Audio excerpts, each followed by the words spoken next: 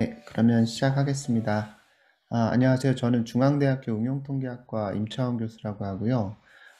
지금 딥러닝 연구를 주로 하고 있습니다. 그리고 이렇게 발표를 제가 연구한 부분에 대해서 발표를 할 수 있도록 이제 초청해 주셔서 너무 감사드리고요. 오늘 발표할 내용은 아직까지도 완벽하게 벗어나지 못하고 있지만 조금씩 일상을 회복하고 있는 그것의 이제 원인이 된 코로나19에 대해서 어떻게 하면 좀 진단을 잘 할 수 있나 라는 연구가 이루어지고 있었는데 저도 거기를 같이 한 거고요. 오늘 흉부 엑스레이 이미지를 통해서 가지고 코로나19를 이제 진단하는 딥러닝 모델을 개발한 연구에 대해서 말씀을 드릴 예정이고요. 이것은 제 대학원생이었던 지금 졸업한 제 박정훈 학생과 그리고 이제 저희 학과 같은 학과에 있는 곽일업 교수님 같이 공동 연구한 내용입니다. 그러면 순서는 일단 배경 설명드리고 그 다음에 이제 데이터 저희가 이제 사용한 데이터에 대해서 설명드리고 그 다음에 여러 가지 모델들 방법들에 대해서 설명드리고 그 다음에 실험한 내용 그 다음에 결론을 말씀드리도록 하겠습니다. 정말 그 코로나19 때문에 굉장히 전 세계가 고통을 많이 받아왔고 아직도 그 여파가 이제 그게 끝나지 않았는데 2020년 3월부터 이제 팬데믹을 선포해가지고 많이 힘들었죠.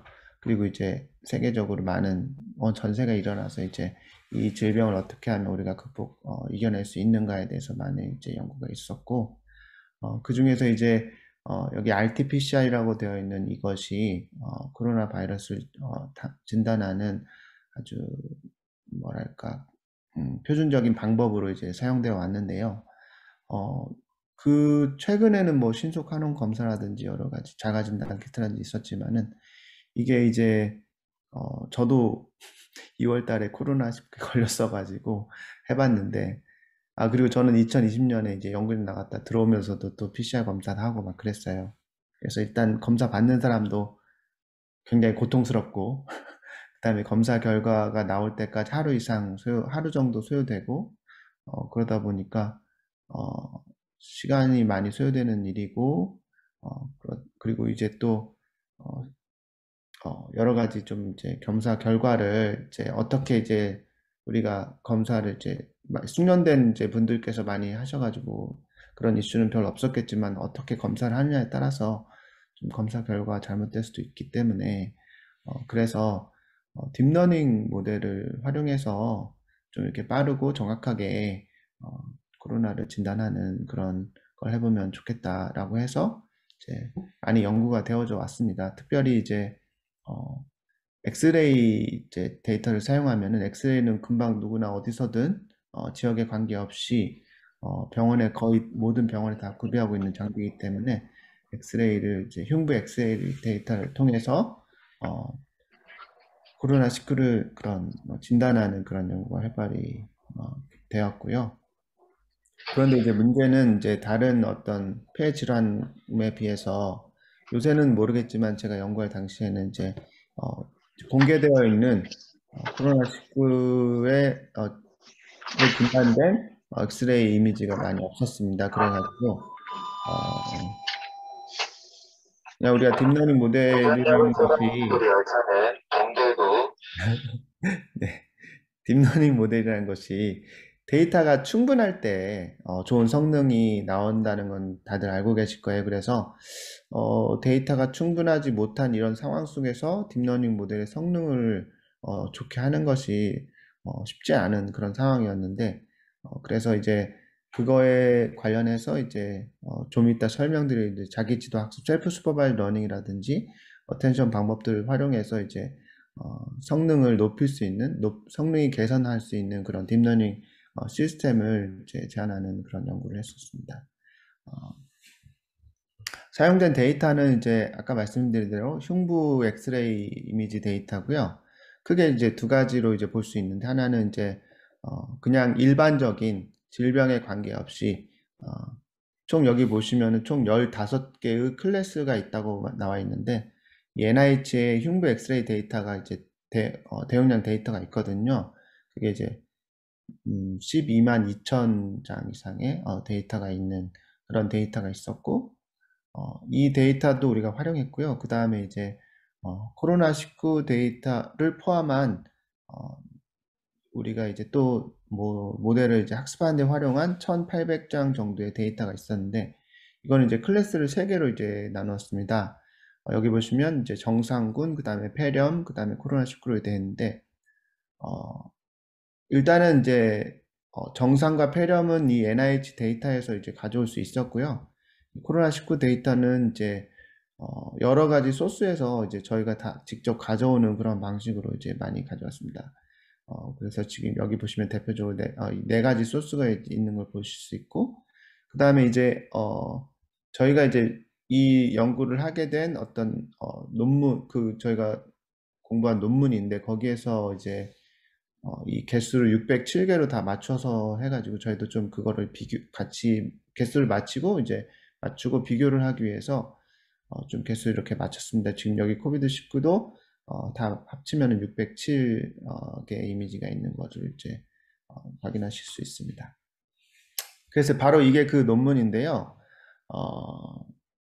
딥러닝 모형으로 이제 코로나 엑스레이 이미지를 이용해서 이제 코로나19를 진단하는 그런 거에 대한 논문인데, 여기 보시면은 여기 VGG16이라는 게 있고 VGG19라는 게 있습니다. 결국 이제 VGG라는 CNN 모델인데요.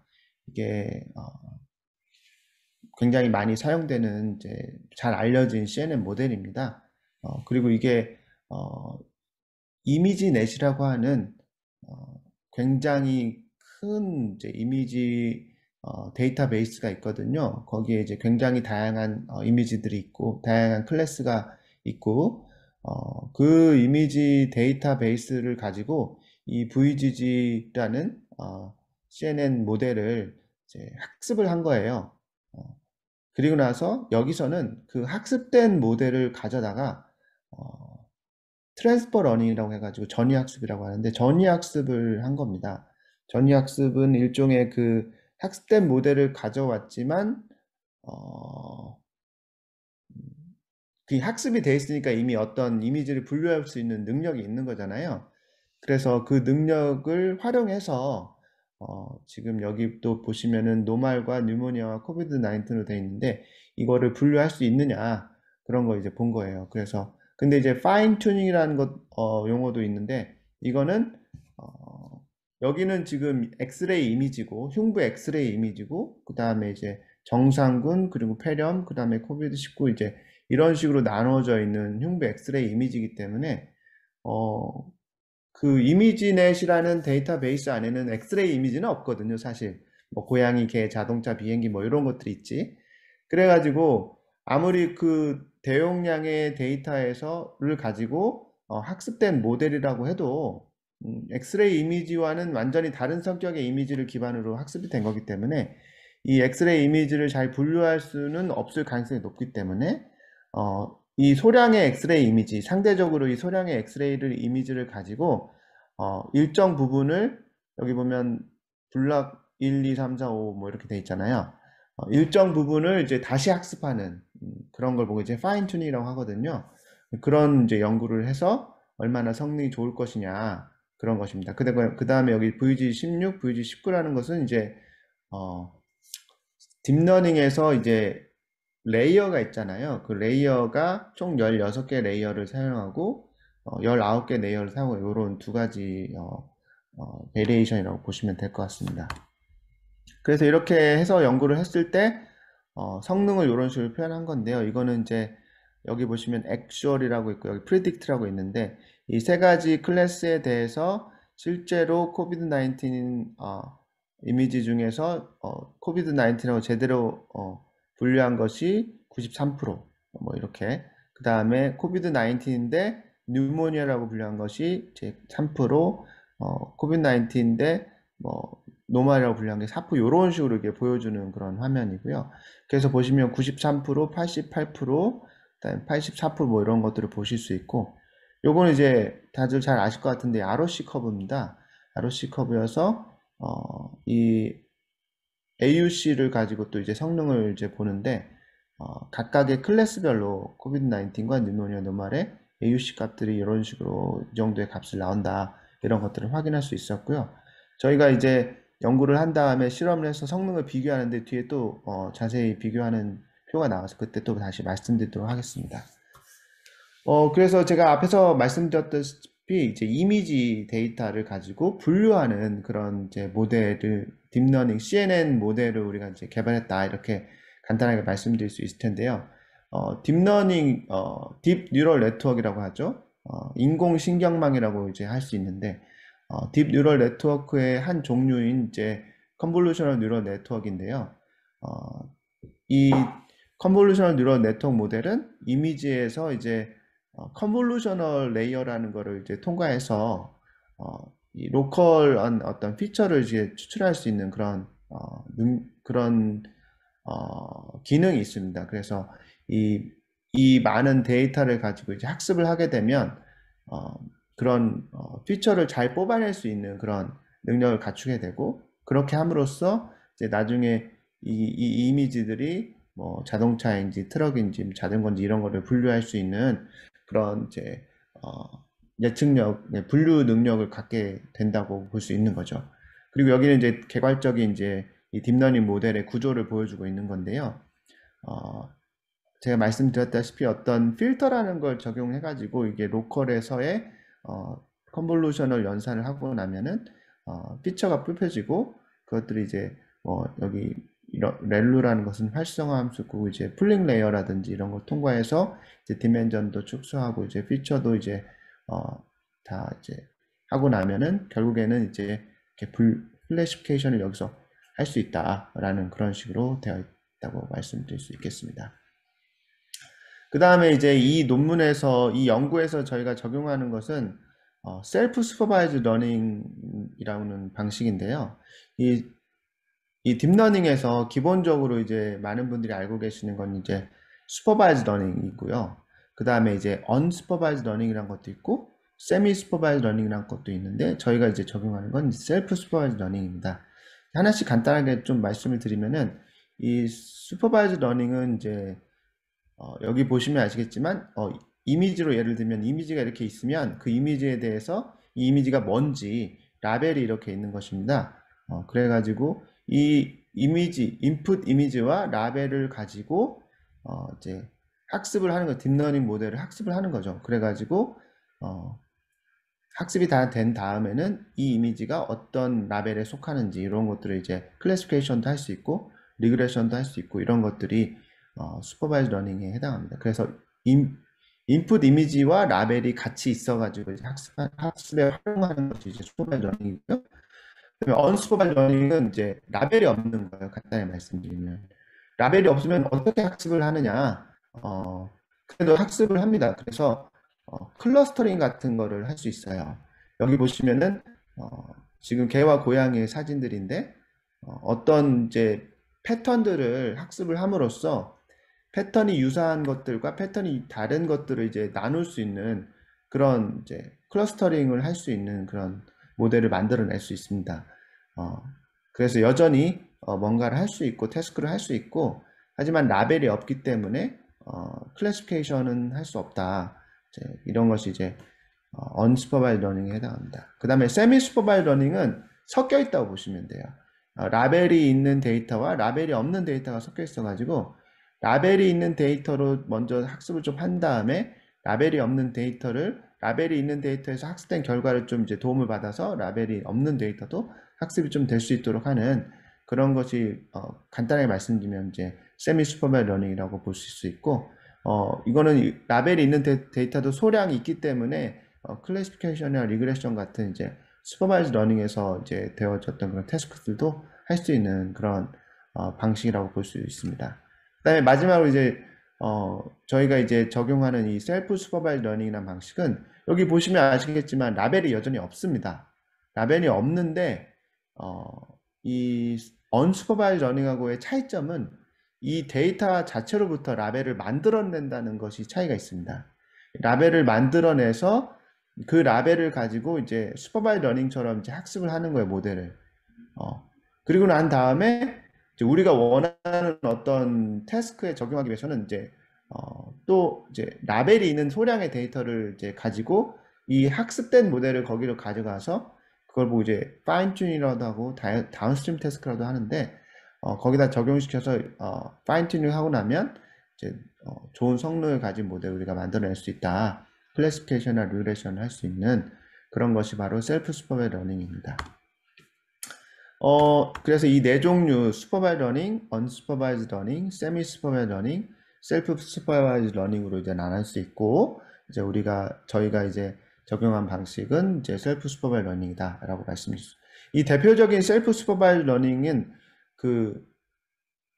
많이 혹시 들어보셨을지 모르겠는데 이제 버튼이 GPT니 뭐 이런 거 있잖아요. 랭귀지 모델에서 그런 것들이 이제 대표적인 유명한 셀프 슈퍼바이즈 러닝 방식이고요.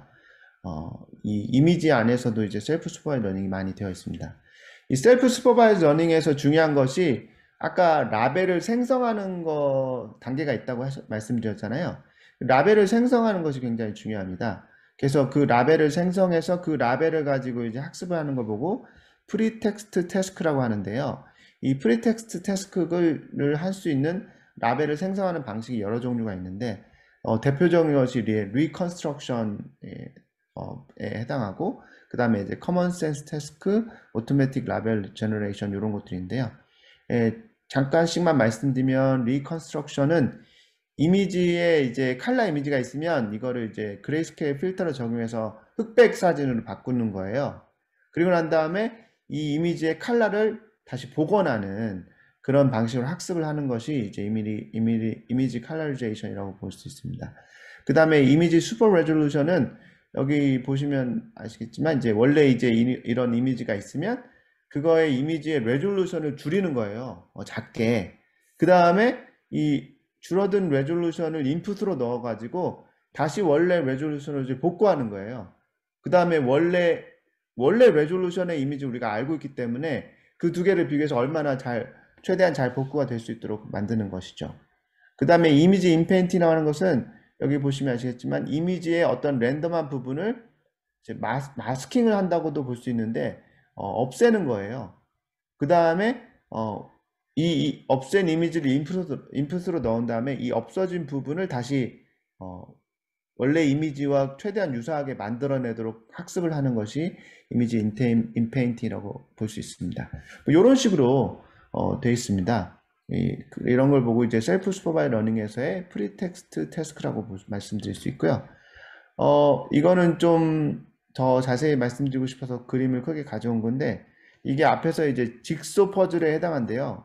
이미지에 어떤 이제 오브젝트가 있는 이런 부분을 이제 크롭을 한 다음에 이거를 이제 뭐 여기서는 3대3으로 나눴죠. 3대3으로 나누면 9개의 이제 이미지가 나오고 이거를 랜덤하게 섞는 거예요. 이렇게. 그 다음에 이제 직소 퍼즐을 하듯이 이것을 원래 이미지로 이제 복구시키는 그런 이제 태스크를 이제 하는 것입니다. 다시 한번 말씀드리면 정답을 알고 있기 때문에 라벨이 있다고 볼 수 있는 거죠. 그래서 얼마나 원래 이미지로 잘 복구하느냐 이런 것이 이제 중요한 포인트가 될 수 있을 겁니다. 그 다음에 이제 또 하나 저희가 사용한 방식은 이제 어텐션 메커니즘인데요. 그 중에 이제 특별히 컨볼루셔널 어텐션 모듈을 해가지고 이제 CNN 모델에 활용할 수 있는 어텐션 메커니즘입니다. 이 어텐션 메커니즘에 대해서 간략하게 설명을 드리면 어텐션 메커니즘은 이 단어 자체에서 좀 이제 감을 잡으실 수 있듯이 사람이 어떤 눈으로 뭔가를 볼 때 이 많은 그런 정보들이 다 눈에 들어오지만 자기가 관심이 있는 자기가 지금 뭘 보겠다라고 이제 생각하는 그 부분을 조금 더 집중해서 보는 그런 무의식적으로 조금 더 집중해서 보는 그런 경향이 있잖아요. 예를 들어서 내가 거리를 걷고 있는데 그러면 이제 거리의 모든 풍경이 다 눈에 들어오죠, 사실. 그런데 저기 왠지 내가 아는 사람이 있는 것 같아. 그러면 자기도 모르게 그 사람을 좀 더 집중해서 보게 되잖아요. 그런 게 이제 직관적으로 이제 어텐션이 그런 거다라고 말씀드릴 수 있어요. 그래서 이미지를 이제 학습을 하는데 우리가 이 이미지로부터 우리가 알고 싶어 하는 부분을 조금 더 이제 집중해서 이제 학습이 될 수 있도록 가중치를 좀 더 주는 거예요. 그런 게 어텐션 메커니즘이라고 할 수 있습니다. 그래서 이 특별히 이제 컨볼루션 어텐션 모듈 C밤이라고 하는 요거는 두 가지 어텐션을 합니다. 하나는 채널 어텐션이라는 걸 하고 또 하나는 스페이셜 어텐션이라고 하는데 이미지가 이제 이미지 이제 사진이 있다고 치면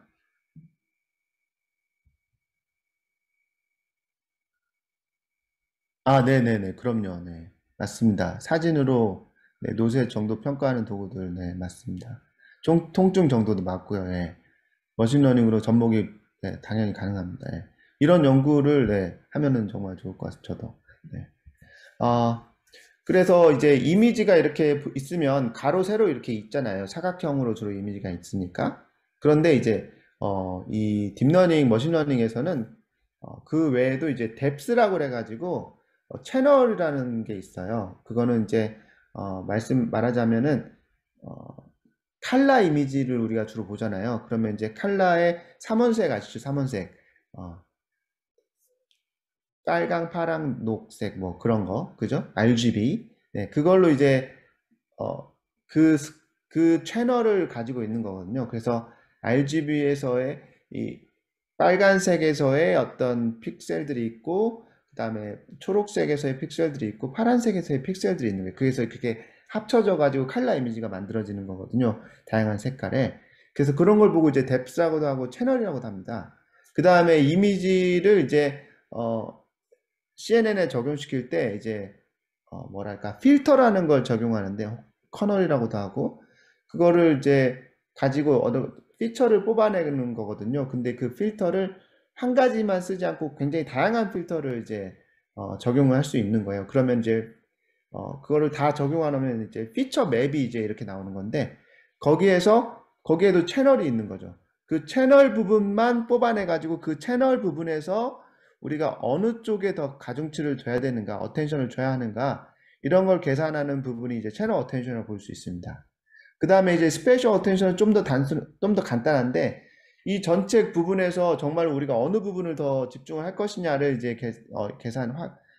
결정하는 부분이라고 볼 수 있죠.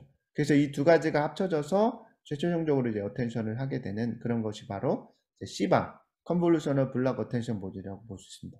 이 C밤을 이제 모델에 적용하는 게 이제 또 연구에 해당합니다. 그래서 저희가 이제 제안하는 모델은 음, 기존의 모델 제너시스라고 해가지고 이런 엑스레이나 CT나 이런 뭐 그런 이미지 데이터에 대해서 셀프 슈퍼바이즈 러닝을 할 수 있는 그런 게 최근에 제안되었었습니다. 그래서 그 모델을 가지고 와서 거기에다가 이제 C밤을 이 컨볼루셔널 레이어 사이사이에 넣어가지고 그 셀프 슈퍼바이즈 러닝을 할 때 더 프리텍스트 태스크를 할 때 더 학습이 잘 되고 나중에 이제 그걸 가지고 이제 파인 튜닝 할 때도 더 학습이 잘 될 수 있도록 만든 게 이제 우리가 제안한 모델이라고 할 수 있습니다. 그리고 이거를 이제 저희가 이제 수집한 그런 데이터를 가지고 이제 학습을 하는 것이죠. 좀 자세히 말씀드리면은 이거는 제가 말씀드렸던 이제 모델 제네시스의 기본적인 구조 중에다가 저희가 시밤을 적용한 어텐션을 적용한 그런 이제 아키텍처라고 볼 수 있고 셀프 슈퍼바이즈 러닝을 앞에서 조금 자세하게 설명을 드렸는데요. 여기서도 그래서 이제 프리텍스트 태스크가 어떻게 되느냐가 이제 중요한 부분인데 일단은 이미지를 트랜스포메이션을 합니다. 마찬가지로 세 가지 정도를 섞어서 트랜스포메이션을 하게 되는데요. 먼저 이제 넌리니어 트랜스포메이션을 하고 그 다음에 로컬 셔플링이라는 걸 합니다. 말 그대로 이제 로컬하게 이제 셔플하는 거죠. 그 다음에 인페인팅도 하고요. 여기서 그다음 아웃페인팅도 합니다. 아웃페인팅이 이제 바깥 부분을 이제 색칠하는 거라고 보실 수 있고 이런 것들이 이제 섞이는 그런 거라고 보실 수 있어요. 어, 그래서 로컬 셔플링이나 인페인팅, 아웃페인팅은 좀 이제 직관적으로 아실 수 있을 것 같고 넌리니어 트랜스포메이션은 여기에 보시면 이런 함수가 있는데요. 이게 큐빅 베이저 커브라는 것인데 요게 이제 이 값들이 뭐냐에 따라서 이런 다양한 이런 함수의 모양, 커브의 모양을 가질 수 있습니다. 이거는 이제 선형 모양이지만 이런 식으로 이제 다양한 모양을 가질 수 있고, 요런 거를 이제 이미지에 적용을 시키면 요런 식으로 지금 원래 오리지널 이미지였던 것들이 요런 식으로 좀 이렇게 변환이 되는 거죠. 요런 걸 보고 이제 non-linear transformation이라고 하는 것입니다. 요런 식으로 이미지를 이렇게 트랜스포메이션을 한 다음에 이 트랜스폼된 이미지를 이 원래 이미지로 이제 오리지널 이미지로 이제 restoration을 하는 것이죠. 복구를. 그러면 이제 원래 우리 이미지는 우리가 가지고 있기 때문에 그게 이제 우리의 라벨이 되고 아웃풋으로 복구된 이미지가 나오면 그 두 개를 비교함으로써 얼마나 복구가 잘 됐느냐를 평가하고 복구가 잘 되도록 이제 모델을 학습하는 거죠. 거기에 활용되는 것이 이제 유넷이라는 이런 모델인데요. 유넷은 이렇게 U자 형태로 되어 있어서 유넷인데, 이게 인코더, 디코더 형태로 되어 있습니다. 이거를 이렇게 가운데로 나누셔가지고 이 왼쪽 부분을 인코더라고 볼 수 있고, 이 오른쪽 부분을 디코더라고 볼 수 있어요. 인코더가 하는 부분은 CNN으로 이제 주로 되어 있지만, 우리가 이제 학습하고자 하는 인풋 이미지의 피처를 뽑아내는 역할을 하고, 마지막에 이제 차원도 계속 이렇게 축소돼 가지고 여기까지 오는 것입니다.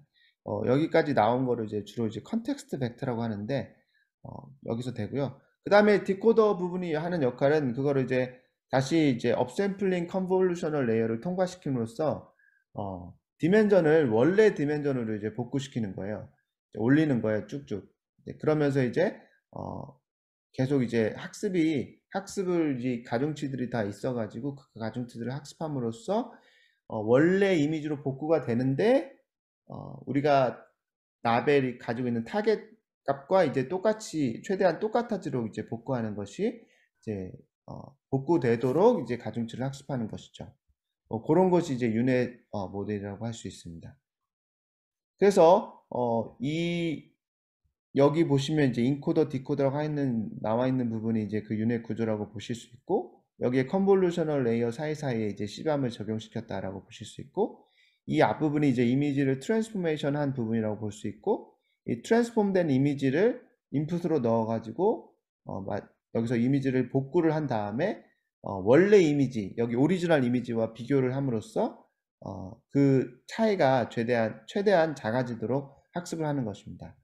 그래서 그러면은 그 차이가 어떻게 차이를 비교하느냐, 이런 함수를 사용합니다. 이걸 보고 이제 structure similarity index라고 하는데, 이런 특이하게 생긴 이제 함수를 가지고 이제 최대한 두 개가 비슷해지도록 학습을 하는 것이죠. 여기 좀 보시면 이제 뮤하고 시그마가 있어요. 뮤하고 시그마는 이제 다들 정규분포는 아실 것 같은데, 정규분포의 평균과 분산, 아니면 그냥 평균과 분산이라고 생각하시면 될 것 같아요. 그러니까 두 개를 이제 비교한다, 뭐 이렇게 보시면 될 것 같아요. 네. 그래서 이제 얼마나 구조가 유사한가 이런 걸 보는 것이죠. 그리고 나서 이제 아까 셀프 슈퍼바이즈 러닝을 할 때는 그렇게 이제 프리텍스트 태스크를 가지고 이제 대용량 데이터를 가지고 이제 그 프리텍스트 태스크를 학습을 한 다음에 파인 튜닝을 한다고 말씀을 드렸거든요. 그걸 보고 이제 다운스트림 태스크라고도 하는데, 이제 우리 이제 연구에서는 이 프리텍스트 태스크 학습이 완료된 후에 이 인코더 부분만 떼는 거예요. 인코더 부분만. 디코더 부분은 놔두고 인코더 부분만 떼가지고 여기다 이제 클래시피케이션 레이어를 붙이는 거예요. 아까 전에 처음에 CNN 말씀드렸을 때 피처를 뽑는 컨볼루션 레이어들이 있고, 마지막에 이제 클래시피케이션을 하는 레이어가 있다, 이렇게 말씀드렸었는데, 이 클래시피케이션을 하는 레이어를 붙이는 겁니다.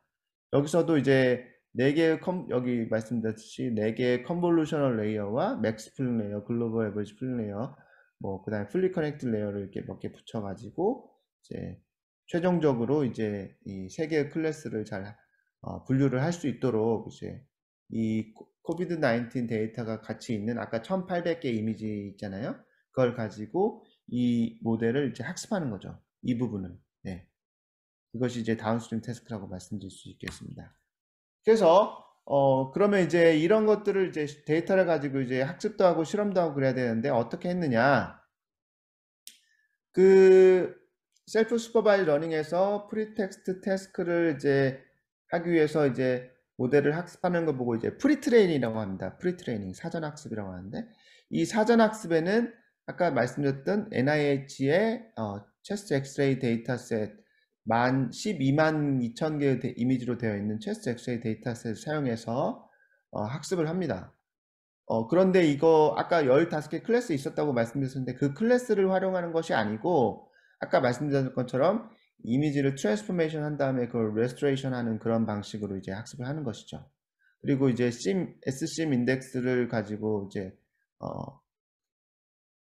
그리고 이제 민스퀘어를 가지고 이제 학습을 하고 그 다음에 뭐 이 12만 2천 개도 사실은 이제 좀 양이 부족할 수 있어요. 그래서 이제 이미지를 이제 딥러닝 모델을 CNN 모델을 이미지를 가지고 학습할 때 이제 다른 모델도 다른 데이터들도 마찬가지지만 오그멘테이션이라는 것을 합니다. 데이터 오그멘테이션을 하는데 이미지 쪽에서는 이제 이미지를 이렇게 좌우를 이제 바뀌는 이제 돌리는 것도 하고 그 다음에 줌인이나 줌아웃을 하기도 하고 그 다음에 이제 이렇게 쉬프팅을 하기도 해서 좀 이제 새로운 이미지를 만들어낸다고 볼 수 있죠. 원래 오리지널 이미지로부터.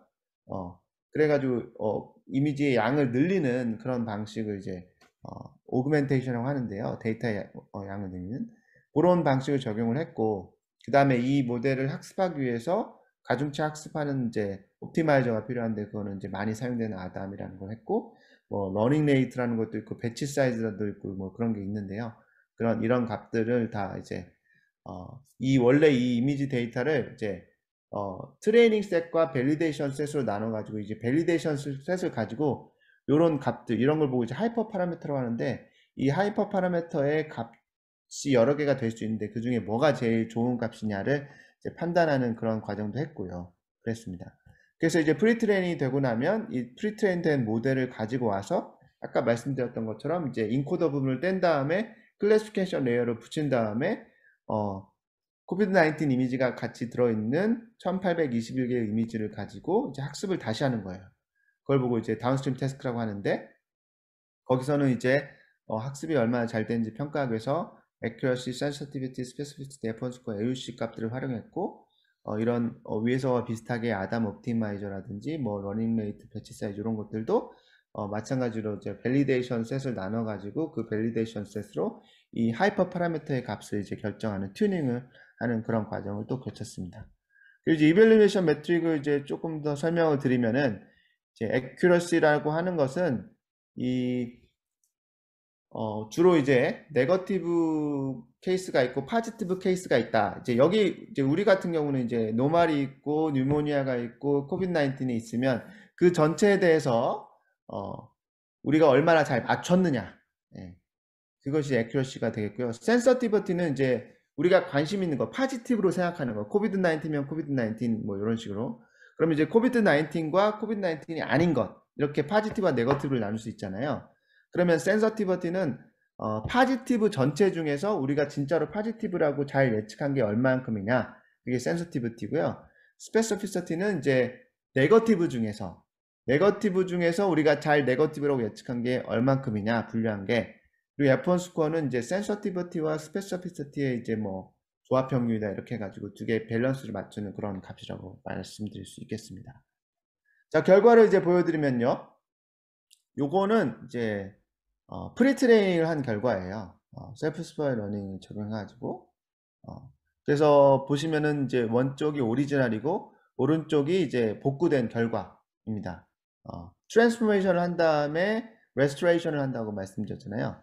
그래서 복구된 결과인데 대략적으로 거의 잘 복구되고 있다. 중요한 부분들이 잘 복구되고 있다라는 것을 이제 확인하실 수 있습니다. 물론 이제 안전하지 않은 부분도 많이 있죠. 하지만 대략적으로 크게 봤을 때 잘 복구하고 있다라는 것을 이제 확인할 수 있고요. 그 다음에 이것이 이제 다운스트림 태스크를 이제 한 결과가 이제 제일 밑에 있고요. 그것들을 이제 다른 모델들, 다른 방법들과 비교를 이제 여러 가지를 가지고 했습니다. 제일 위에 있는 리에달 이것이 이제 아까 저희가 이제 처음에 봤던 그 논문 그거를 이제 타겟으로 해서 실험을 우리가 연구를 했다고 하는 그 논문이고요. 그 외에 여기 보시면 뭐 모바일넷이라든지 레즈넷이라든지 이런 거는 또 CNN 모델 중에 유명한 모델들입니다. 그리고 이 50 이제 50이라든지 100이라든지 아까 말씀드린 것처럼 레이어의 개수 같은 것이고 모바일 OS는 버전이 이제 다른 것이고, 그 외에 이제 코비드-19 이제 이런 식으로 클래시피케이션 하는 그런 최신 연구들과도 이렇게 비교를 좀 했습니다.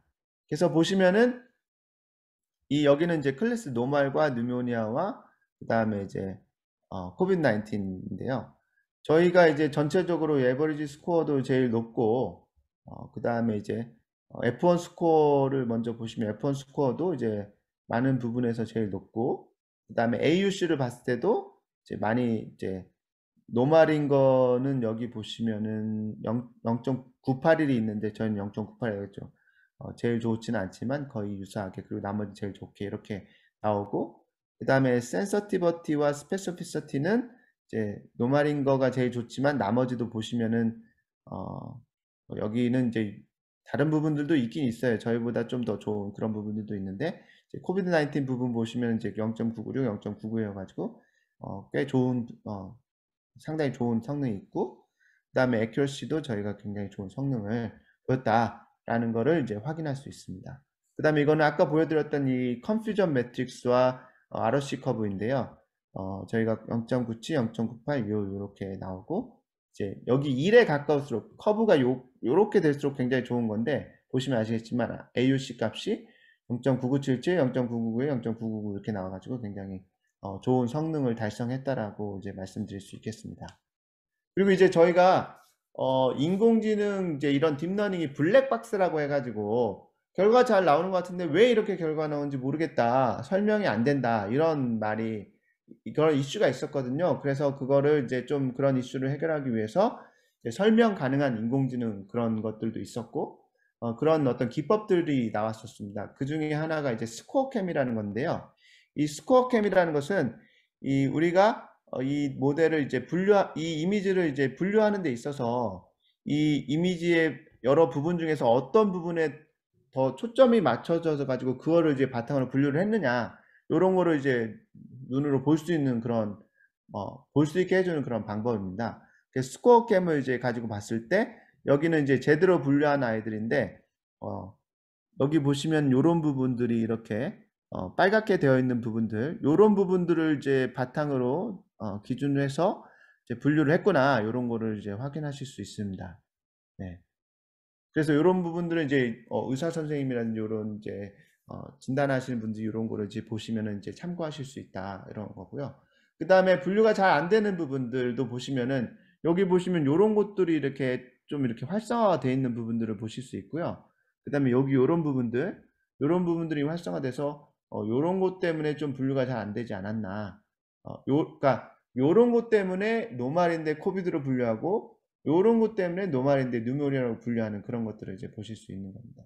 그러니까 요런 거는 이제 저희 같은 사람들은 잘 모를 수 있지만 이제 의사 선생님분들은 요런 걸 보시면은 의미를 확인하실 수 있을 걸로 저희가 기대를 합니다. 네. 자, 이제 마무리를 하려고 하는데요.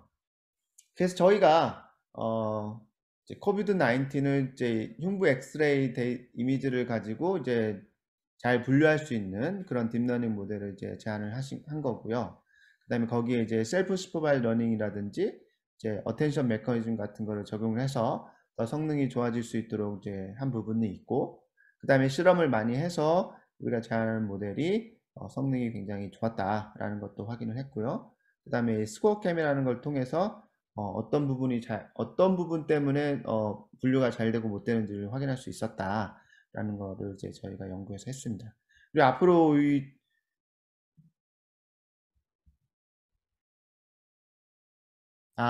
네. 그 셀프 슈퍼바이즈 러닝에서의 이미지 트랜스포메이션은 자동으로 되는 것입니다. 네. 아까 그 셀프 슈퍼바이즈 러닝 이제 말씀드릴 때 원래 레이블이 없는 데이터인데 레이블을 만들어낸다고 했잖아요. 설명드렸었는데 그것이 이제 자동으로 이루어지는 과정이죠. 네. 근데 그 어떤 식으로 이미지를 트랜스포메이션 하느냐, 어떤 식으로 이제 이미지를 트랜스포메이션 하는 것이 일종의 라벨을 생성하는 과정이라고 볼 수 있는데요. 어떤 식으로 라벨을 생성하느냐가 이제 이미지 칼라리제이션, 이미지 슈퍼 레졸루션, 뭐 직소 퍼즐 뭐 이런 게 있었고요. 저희 연구에서 사용한 부분은 이제 non-linear transformation과 그다음에 뭐 로컬 셔플링, 그다음에 인페인팅, 아웃페인팅 이런 것들이 이제 접목이 되어 있는 부분입니다.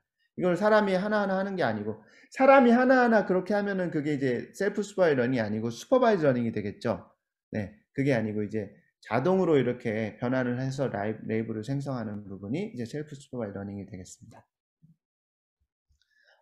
그리고 이제 저희가 이제 활용한 부분들이 이제 이런 약간 이제 미스 클래시피케이션 된 부분들이 이제 스코어 캠이라는 그런 부분을 통해서 어떤 부분 때문에 좀 분류가 잘 안 되는 부분이 있었다라는 걸 확인했기 때문에, 그런 부분에 좀 이제 특별히 이제 R 글자라든지 이제 뭐 메디컬 디바이스라든지 엑스터널 머티리얼 이런 것들에 좀 영향을 덜 받을 수 있는 그런 것들을 좀 이제 할 수 있는 그런 모델을 개발할 수도 있는데, 그게 이제 약간 세그멘테이션이라고 해가지고 이제 이미지를 뭐 부분을 이제 분할할 수 있는 그런 또 모델이 있거든요. 그런 거를 이제 활용해서 할 수도 그런 거를 이제 그런 거를 개발할 수도 있겠다라는 그런 생각을 했었고, 그 다음에 이거는 이제 엑스레이 데이터지만 이제 CT 데이터라든지 그런 것들을 통해서도 이제 이 이제 제안한 모델을 활용할 수 있는 그런 부분들이 있었고, 그 다음에 저희는 이제 3개의 카테고리만 했지만 이제 여러 개의 카테고리, 클래스가 여러 개인 부분에도 적용할 수 있고,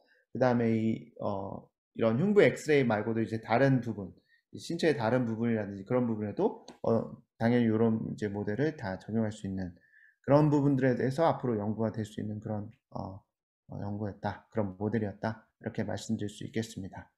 네. 많은 이제 레퍼런스가 있는데 그 중에 이제 몇 개만 좀 여기 언급되고 사용된 그런 레퍼런스만 가져와 봤고요.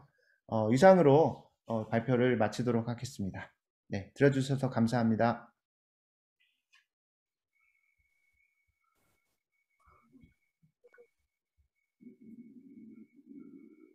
네네네. 동영상에 대한 딥러닝도 당연히 가능합니다. 제가 그런 연구를 하나 한 게 있는데요. 비주얼 오브젝트 트래킹이라고 해가지고, VOT라고 하는데, 이 동영상 데이터가 쭉 있으면, 그 안에서 어떤 하나의 오브젝트, 이제 뭐 사람이면 사람, 차면 차 이런 식으로 그런 오브젝트가 있을 때, 이 동영상이 이렇게 재생되면은 그 오브젝트가 움직일 거 아니에요, 이렇게. 그러면 그거를 이제 따라갈 수 있는 그런 딥러닝 모델을 개발하는 그런 연구도 제가 했었습니다. 네. 그런 걸 보고 이제 비주얼 오브젝트 트래킹이라고. 교수님 강의 너무 재밌게 잘 들었습니다.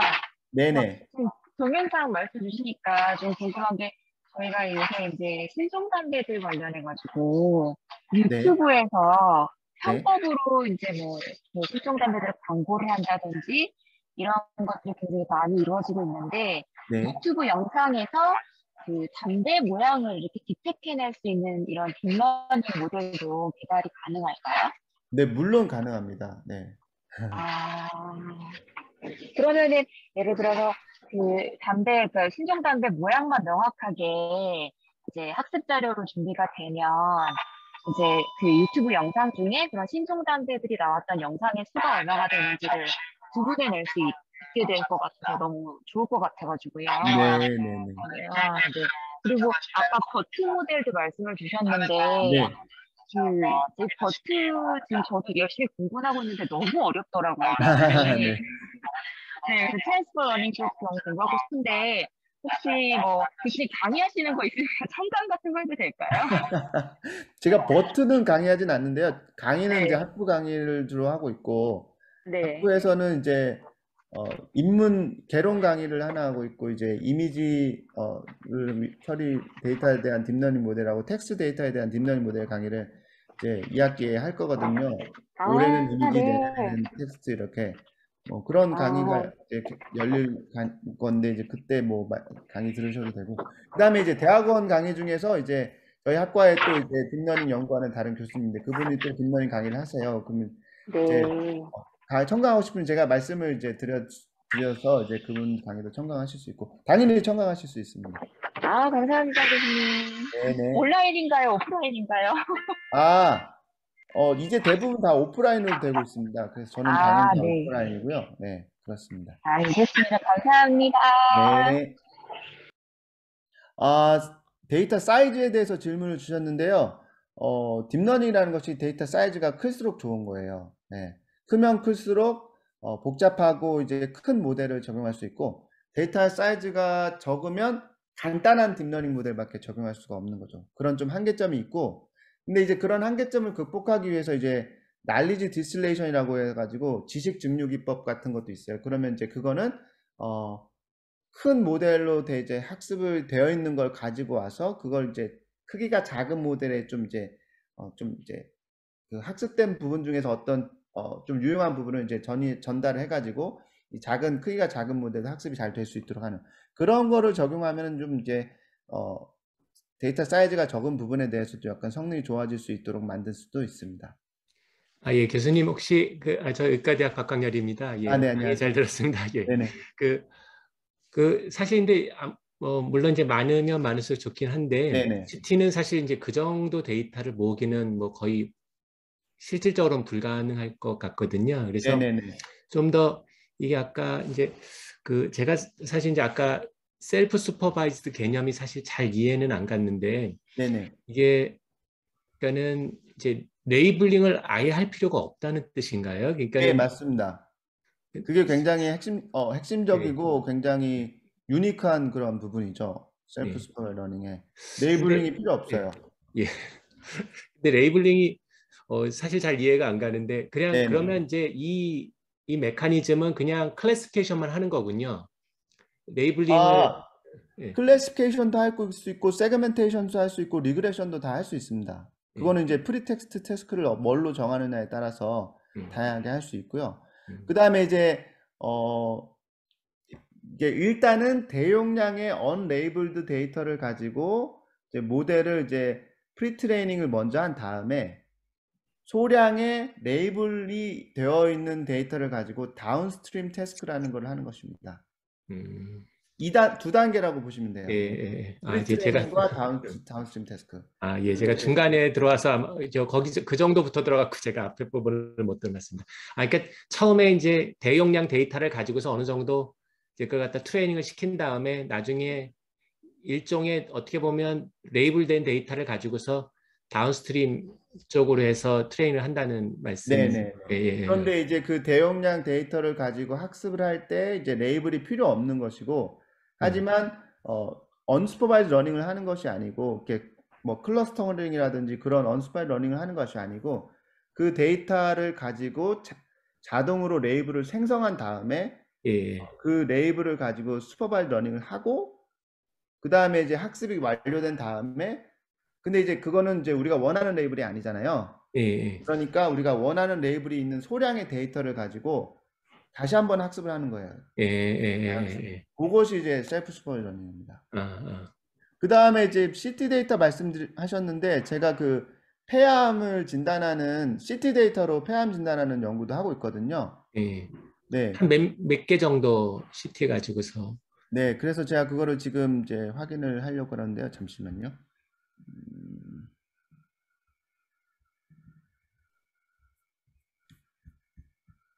이게 이제 되게 교수님 말씀하신 게 되게 인터레스팅한 게 네, 사실 이제 CT 데이터가 이제 각각 개개인이 갖고 있는 CT 데이터는 제 생각에는 이제 모은다고 해도 기껏해야 한 몇천 개 정도일 것 같거든요. 네, 근데 이제 실제로 이제 병원이나 이런 전산 시스템은 뭐 그거보다 10배 이상 이렇게 있을 거기 때문에 그러면 이제 되게 좋은 이제 이게 그 메소드일 것 같은데 이제 병원에 이제 전체 데이터를 갖다 써서 먼저 이제 첫 번째 스텝을 갖다가 먼저 진행하고 두 번째 스텝은 각각의 개인이 갖고 있는 거는 어느 정도 레이블이 돼 있거든요. 아, 이게 어떤 어, 환자고 이게 뭐 이런 게 돼 있으니까 어, 그걸 통해서 세컨 스텝을 하면 그러면 네네, 되게 재미있는 게 네네, 이제 실제로 이제 말씀하신 거랑 비슷하게 갈 것 같은데 네네, 하나 더 질문은 아까 스코어캠 하셔서 이제 explainable AI 네네, 말씀하셨지 않습니까? 근데 네네, 보니까 아까 이제 아마 이제 그 보니까 이제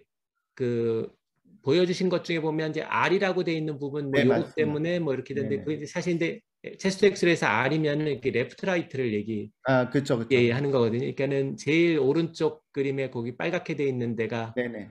이렇게 제일 오른쪽 아래쪽 근데 그 옆에 보면 그 R이라고 있는 데 부분이거든요. 그러니까 네, 이제 맞습니다. 요거는 아마 이제 실제로는 의미 없는 거일 것 맞습니다. 맞습니다. 같아서 그래서 네네. 이제 하나 여쭤볼 거는 이제 이런 걸로 저희가 이제 사후에 이것 때문에 이렇게 했다 하는데 보니까 요거는 좀 의미가 적거나 그러면은 그런 것들을 갖다가 한 번 더 할 수 있나요? 그러니까 그쵸, 그쵸. 이런 거는 요런 거를 제외해라. 이제, 요런 걸 이제 스코어 캠으로 나오는 이런 거를 보고, 이거는 좀 믿기 어렵다. 요런 예, 부분이 예, 이렇게 예. 돼 있는 거는. 그러면 예. 이제 얘는 이제, 2차적으로 다른 과정을 또 한다든지 아, 그런 식으로 이제, 네, 하게 할 그러니까 수 한 번 있는. 더 사람이 번론에는. 인터벤션을 그쵸, 해서 그쵸, 그쵸. 레이블링을 좀 다시 해주면 또 이제 네네네. 그걸 다가 업데이트 해주는. 네네네. 예, 그렇군요. 예. 그 네. 다음에 아까 그 제가 폐암, CT 데이터로 폐암 진단하는 연구하고 있다고 말씀드렸을 때 예, 그 예, 사용한 데이터가 이제 LIDC, LDRI라는 퍼블릭 데이터인데요. 렁 예. 캔서에 대한. 그게 음. 이제 CT 스캔이 1000개 정도입니다. 예, 예, 예. 그러니까 아까 12만 개랑은 차원이 예. 완전 다른 스케일이죠. 예. 예. 근데 그렇지만 그 그걸로 정도면 이제 할 수 있군요. 근데 CT로. 네네네네네. 예. 알겠습니다. 예. 감사합니다. 예. 네. 그 다음에 이제 음성인식, 음성인식도 머신러닝 가능합니다. 제가 음성인식도 사실은 연구를 했는데요. 제가 했던 연구는 이제, 좀 이제 우리 연구소랑 관련이 있는 건데, 어, 고령층 어르신들에게 이제, 제가 좀 이따 이제 어, 좀 소개해줄 그 세븐포인트 원이라는 회사에서 하는 건데, 이제 고령층 어르신들에게 어떤 단어를 랜덤하게 말씀을 해보시라고 한 1분 정도 드리고 그 단어를 가지고 이제 녹음을 한 거예요. 그랬을 때, 그 중에 이제 치매 어르신이 있으시면 그 단어를 얼마나 잘 하느냐 못하느냐에 따라서 치매를 이제 진단할 수도 있는 그런 언어 유창성이라는 그런 게 있는데, 그게 이제 그거를 하기 위해서는 그 음성 데이터를 텍스트 데이터로 바꿔야 되는 거죠. 음성 인식을 해야 되는 거거든요. 그래서 근데 이제 그게 이제 어르신 데이터고 이제 치매 분들도 있을 수 있기 때문에 기존의 그런 뭐 구글 뭐이나 네이버의 그런 걸로 잘 안 돼 가지고 제가 음성 인식 모델을 개발하는 그런 연구도 한 적이 있었습니다.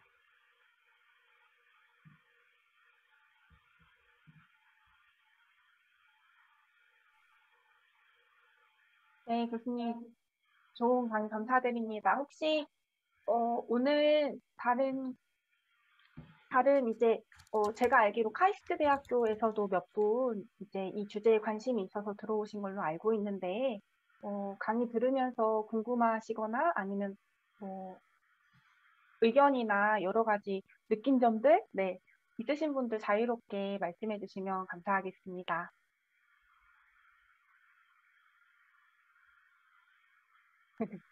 없으시다면 저도 한 가지 궁금한 점이 있었는데요. 오늘 이 딥러닝이라는 주제를 가지고 정말 이제 ABC 단계로 되게 자세히 친절하게 설명해 주셔서 너무 좋았고, 이 분야를 잘 모르지만 교수님 연구에서 만드신 모델에서 그 셀프 슈퍼바이스드 모델을 사용했었던 이유가 있으신지, 이제 다른 이제 모델들도 있다고 말씀하셨는데 이 셀프 슈퍼바이스드 모델이 갖고 있는 장점이 뭐였는지 좀 궁금했습니다.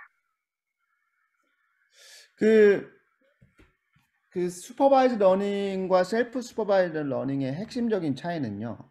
슈퍼바이즈 러닝은 레이블을 데이터마다 전부 레이블이 있어야 되는 거예요. 그래서 지금 저희 연구 같은 경우에는 그 노말과 뉴모니아는 데이터가 많이 있는데 NIH 체스 엑셀 데이터에서, 그런데 코비드 19은 데이터가 충분하지 않은 거죠. 제가 긁어 모아가지고 모은 게 이제 600개였던 건데, 네. 600개 체스트 엑스레이 데이터를, 코비드 19 데이터를 모았지만, 이게 충분하지 않다 보니까, 모델이 그걸 가지고 이제 모델을 학습시켰을 때 좋은 성능을 내기가 어려울 수 있는 거예요. 그래서 그렇게 라벨이 이제 있는 데이터가 소량일 때, 라벨이 없는 대용량의 데이터가 어베일러블 하면, 그걸 가지고 이 모델을 먼저 학습을 시킬 수 있는 거예요. 네, 근데 그냥 뭐 언슈퍼바이즈 러닝을 하는 것이 아니고 아까 말씀드렸듯이 프리텍스트 태스크라고 해가지고 그 데이터를 가지고 자동으로 라벨을 만들어서, 우리가 원하는 라벨은 아니지만 자동으로 라벨을 만들어서 그걸 가지고 이제 모델을 학습을 시키면 그 모델이 이 이미지를 잘 이해할 수 있게 되는 거죠. 이미지의 패턴이라는 게 피처라든지 뭐 이런 것들을. 그러면 그 학습된 모델을 가지고 와서 우리가 가지고 있는 소량의 데이터에다가 다시 학습을 시키면은 성능이 좋아진다는 거죠. 기존에 그냥 이 라벨되어 있는 데이터만 가지고 학습하는 것보다는. 그게 이제 셀프 슈퍼바이즈 러닝의 핵심이고요. 그래서 이제 그거를 적용한 겁니다. 네, 감사합니다. 네, 교수님 안녕하세요. 간호학과 김지은입니다. 네, 너무, 안녕하세요. 예, 안녕하세요. 너무 재밌게 잘 들었어요. 그래서 제가 네네. 궁금했던 거는 그 다른 모델에 비해서 예측률이 되게 높았던 이유가 그러면은 그게 언슈퍼바이즈드 모델을 이용했기 때문으로 결론을 내리신다고 이해해도 될까요? 네, 셀프 슈퍼바이즈 러닝을 적용했고 이제 그러면서 또 이제 어텐션 메커니즘도 적용했고 그런 것들 때문에 성능이 높아진 거라고 네. 이해하십니다. 그리고 그 동영상을 딥러닝 하는 거 말고요. 네. 시간의 차이를 종단적인 이미지를, 그러니까 예를 들면 속도가, 그러니까 노새가 1월 달과 6월 달에 그 노새된 그 이미지의 차이 또는 비만의 차이가 이렇게 차이가 나는 사람은 더 차이가 많이 날 거라고 하는 그런 종단적 데이터로 이렇게 속도를 예측하는 모델도 만들 수 있나요? 네네. 제가 지금 그 뇌 MRI 데이터를 가지고 이제 치매를 진단하는 연구도 하고 있는데요. 거기 이제 제가 이제 연구를 시작한 지 얼마 안 됐는데 제가 타겟하고 있는 논문이 보니까 그 브레인 MRI를 이제 몇 번을 찍었더라고요. 타임 포인트를 가지고. 그래서 그걸 가지고 이제 그 방금 말씀하신 것처럼 시간에 따라서 어떻게 되는지 그거를 하는 그런 연구가 있었습니다. 그래서 저희도 이제 그런 연구를 하려고 지금 이제 연구하고 있는 중인데 그래서 이제 방금 말씀하신 것처럼 이제 이미지가 시간에 따라서 어떻게 달라지는지 그거에 따라서 노쇠가 얼마나 빠르는지 그런 것도 당연히 이제 연구를 할 수 있을 거라고 기대됩니다. 예, 예상됩니다. 네, 감사합니다.